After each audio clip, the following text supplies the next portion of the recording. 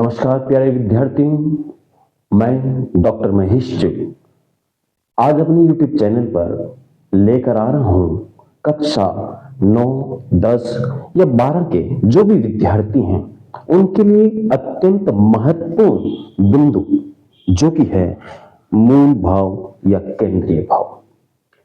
Board की प्रत्येक परीक्षा में एक प्रश्न जो है वो मूल भाव, किसी कविता के मूल भाव या इसी का दूसरा नाम केंद्रीय भाव, इस पर अवश्य आता है। अब बच्चों को समस्या क्या आती है, वो मूल भाव या केंद्रीय भाव को समझ नहीं पाते कि क्या होता है मूल भाव या केंद्रीय भाव। मेरे साथ आइए, मैं पहले आपको समझाना चाहता हूं कि किसी कविता का मूल भाव आप कैसे पता कर सकते हैं। देखिए, अगर हम मूल शब्द पे जाएं तो मूल शब्द का मतलब होता है जड़, और यदि हम केंद्र शब्द पे जाएं तो केंद्र शब्द का अर्थ होता है सेंटर। जैसे एक वृत्त है, इस वृत्त का जो बीच का बिंदु है जिस पर प्रकार को रख के हमने इसके चारों ओर वृत्त खींचा है, तो इस वृत्त का केंद्र बिंदु क्या है? ये पॉइंट। मूल का अर्थ क्या बताया? जड़। तो किसी काव्य का मूल बिंदु क्या होगा? आप ध्यान कीजिए, कवि जब भी कोई कविता लिखता है उसके मन में एक छोटा सा बिंदु आता है, सीधा कविता नहीं बनती। पहले एक छोटा सा विचार आता है कि मुझे इस बिंदु पर कविता लिखनी है। और कवि जब भी कोई कविता लिखता है तो उस कविता में वो अपने बारे में विचार नहीं व्यक्त करता, वो ऐसी रचना लिखता है, ऐसी कविता लिखता है जिसे सब प्रेरणा ले सकते हैं, जिसे सब कुछ ना कुछ सीख सकते हैं। तो जिस बिंदु को लेकर के कवि ने कविता लिखी और हमने उससे क्या प्रेरणा, उस मूल बिंदु से पढ़ने वाला क्या प्रेरणा ले रहा है, आपको ध्यान रखना है कि वह जो है उस कविता का मूल बिंदु होता है। इसके बाद मैं आपको कुछ चीजें पढ़ के भी बता देता हूं जिससे कि आपको समझ में आ जाए कि मूल भाव क्या होता है। देखिए, मूल भाव एक संस्कृत का शब्द है जिसका अर्थ है मुख्य भावना या प्रधान विचार। यह किसी काव्य, साहित्यिक रचना या कला के केंद्र में स्थित मुख्य विचार या भावना को दर्शाता है। अर्थात किसी कविता का मूल भाव उस कविता का केंद्रीय विषय, सब्जेक्ट क्या है, बिंदु क्या है, पॉइंट क्या है, या वो उसके माध्यम से पढ़ने वालों को, श्रोताओं को, समाज को क्या संदेश देना चाहता है। अब कक्षा 10 के विद्यार्थी जो हैं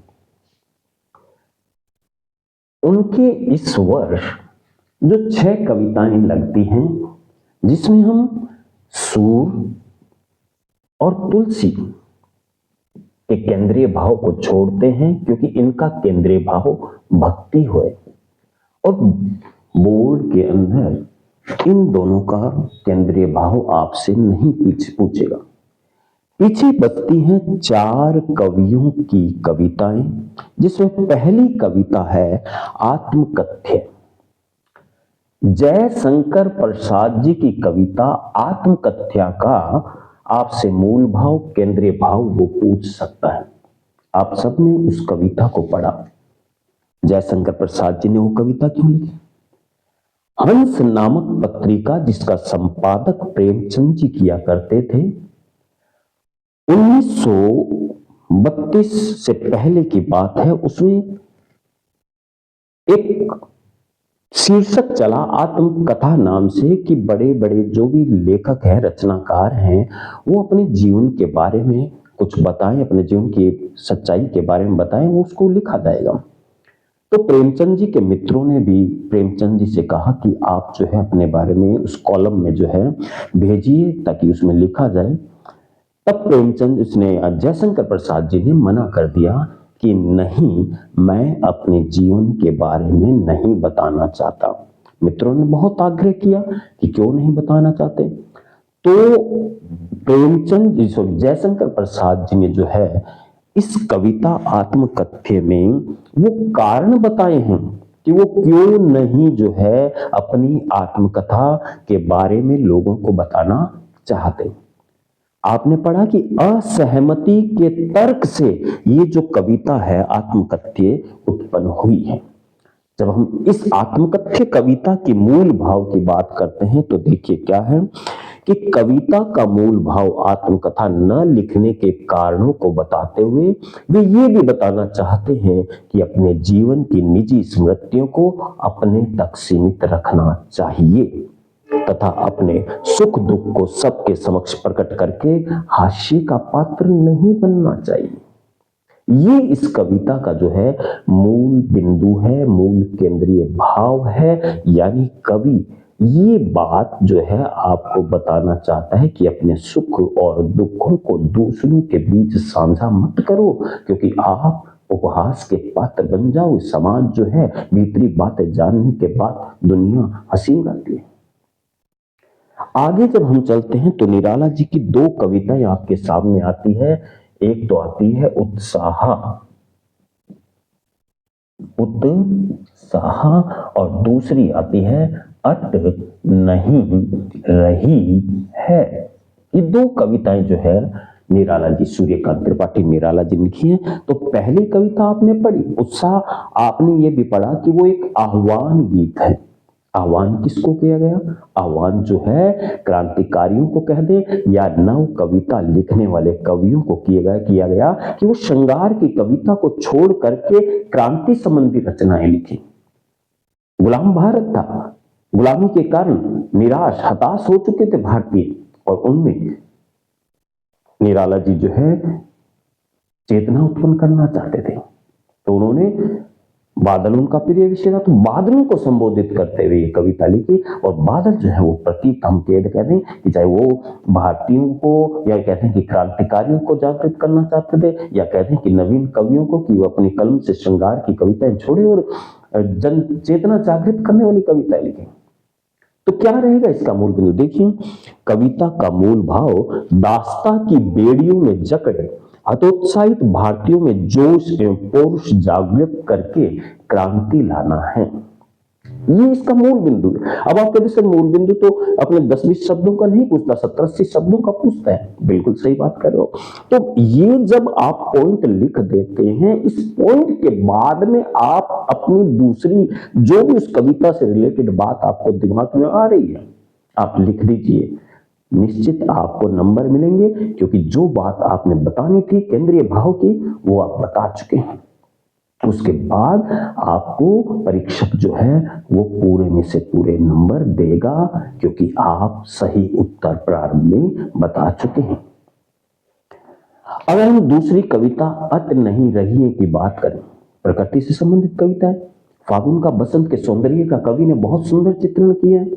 उस समय प्रकृति की शोभा जो होती है वो भरपूर होती है, ऐश्वर्य उसका अत्यधिक होता है, प्रकृति में समाता नहीं है, यही तो बताया। तो अब इसका मूल बिंदु क्या होगा? इसका मूल बिंदु प्रकृति के सौंदर्य को मनुष्य को दिखाना और प्रकृति के प्रति मनुष्य की जो है हम ये कह रहे हैं कि चेतना जागृत करना या उससे उसका लगाव उत्पन्न करना। तो कविता अट नहीं रही का मूल भाव क्या है कि बसंत की प्राकृतिक सुषमा उल्लास का अंकन करना है, साथ ही प्रकृति के प्रति मानव मन में सौंदर्य भाव को जागृत करना है। ये विचार, ये बिंदु इसका मूल भाव है। कविता का अर्थ लिखना मूल भाव नहीं होता, वो तो प्रतिपाद्य है कह सकते हो आप, वो तो भावार्थ में आप लिख सकते हो साथ में अर्थ के साथ में। अगली बात करें हम नागार्जुन की कविता, बड़ी सुंदर कविता है नागार्जुन, घुमक्कड़ प्रवृत्ति के, यायावर प्रवृत्ति के, जिन्होंने लिखी यह दंतु रित मुस्कान। आपने देखा एक शिशु, बालक नहीं शिशु जो गोद में होता है और उसके जो अग्र आगे के 2 दांत आ जाते हैं और उसके पश्चात वो जो मुस्कुराता है, तो उस मुस्कुराहट का व्यक्ति पर, जो भी कवि नहीं, कोई भी व्यक्ति यदि शिशु की निश्चल मुस्कान को देखता है तो उस पर क्या प्रभाव पड़ता है। कवि ने जैसे कहा कि मैं पाषाण हृदय, पांच या बहुल द्रवित हो गया, पिघल गया, मुझमें बदलाव आ गया। तो यहां इस कविता का मूल भाव क्या बनता है कि एक शिशु की निश्चल मुस्कान से सामने वाले को, देखने वाले पे जो है क्या प्रभाव पड़ता है, क्या परिवर्तन आता है, वो इस कविता का मूल बिंदु है। कविता का मूल भाव शिशु की निश्चल मुस्कान का मानव हृदय पर पड़ने वाले प्रभाव का चित्रण करना है कि पाषाण से पाषाण हृदय, कठोर से कठोर हृदय व्यक्ति भी जो है वो अपने स्वभाव को बदल लेगा या बदल जाता है शिशु की मुस्कान देखने से। 7वें की एक और कविता है फसल।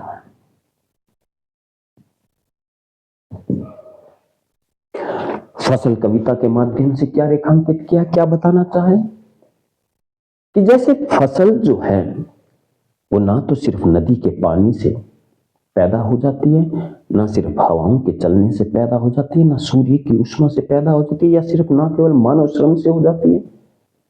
पंच तत्वों का मेल होता है। पंच तत्व जब आपस में मिलते हैं, धूप, हवा, पानी, मिट्टी और मानव श्रम जब मिलता है तो फसल उत्पन्न होती है। कोई एक चीज जो विकसित हुई है उसके पीछे कईयों का साथ होता है। ऐसे ही कोई मानव यदि विकसित होता है, एक विशेष व्यक्ति को एक विशेष पद या योग्यता प्राप्त करता है तो उसके पीछे बहुत सारे लोगों का योगदान होता है, सहयोग होता है। तो फसल कविता का मूल भाव सबके महत्व को समझाना है।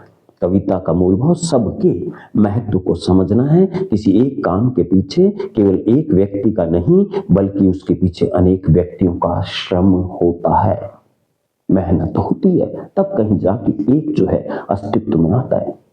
नींव डलती है तब कंगूरा सामने आता है। लोग कंगूरा तो दिखाई देता है, नींव नहीं दिखाई देती। फसल दिखाई दी, फसल के पीछे धूप भी है, हवा भी है, पानी भी है, मिट्टी भी है, मनुष्य का श्रम भी है। अगली बात करें मंगलेश डबराल की कविता संगतकार, जो कि फसल कविता से आपको मेल सिखाती, इसका मूल बिंदु दिखाई देगा। क्या है इस कविता का मूल भाव कि कोई भी व्यक्ति अकेला आशातीत, आशा से परे सफलता जो प्राप्त करता है ना, उसमें भी उसके सहयोगियों का साथ होता है। कविता का मूल भाव यह है कि कोई भी व्यक्ति अकेला आशातीत सफलता प्राप्त नहीं कर सकता। किसी एक की सफलता में अनेक अधीनस्थ सहायकों का सहयोग होता है। कविता एक गायक, मुख्य गायक को लेकर के लिखी गई है, लेकिन बात मुख्य गायक की नहीं कर रहा। कवि बात कर रहा है सफलता या उच्च शीर्ष पर बैठे उन व्यक्तियों की जो ये समझते हैं कि हमने किया। कवि कहता नहीं, आपकी सफलता में आपके साथियों का, आपके सहयोगियों का हाथ है। तो मूल बिंदु क्या हो गया? सहयोग को समझना, साथियों के सहयोग के बारे में जानना कि हमारी सफलता में दूसरे लोगों का हाथ होता है, तो उनके प्रति संवेदनशीलता हमारे मन में होनी चाहिए। निश्चित ही आप लोगों को मूल भाव समझ में आया होगा। कोई भी कविता है उसे ध्यान से पढ़िए, सावधानी से पढ़िए और देखिए कि कवि ने सबसे पहले क्या बिंदु सोच करके इस कविता को लिखना प्रारंभ किया और क्या संदेश हमें मिल रहा है। बस यही किसी भी कविता का मूल भाव होता है। आज इतना ही, फिर मिलेंगे। धन्यवाद।